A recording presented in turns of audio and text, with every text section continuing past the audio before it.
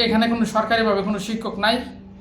আপনার এই রিচোর্স শিক্ষক ভারপ্রাপ্ত, উনি শিশু পরিবারের দায়িত্বে যে অফিসার আছে আমাদের, উনি ভারপ্রাপ্ত রিচোর্স শিক্ষক, কিন্তু উনি যেহেতু উনি দৃষ্টি প্রতিবন্ধীদের জন্য না, শিশু পরিবারের ওই সূত্রে উনি ভারপ্রাপ্ত হিসাবে দায়িত্ব আমাদের প্রতিষ্ঠানে চালাই নিতেছে।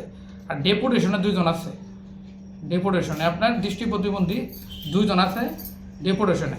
আমাদের 2টা বাচ্চা এসএসসি পরীক্ষা দিচ্ছে, দুইটা কিন্তু 4.50 রেজাল্ট 70 রেজাল্ট করছে। কিন্তু না আমাকে দেখেন, আমি তো গত পরশু দিনও ছিলাম। না আমি তো আসলাম এর ভিতরে, এই যে আমি আসলাম না এর ভিতরে, আমি আসছি যে আসার পরে আপনাকে পাই নাই।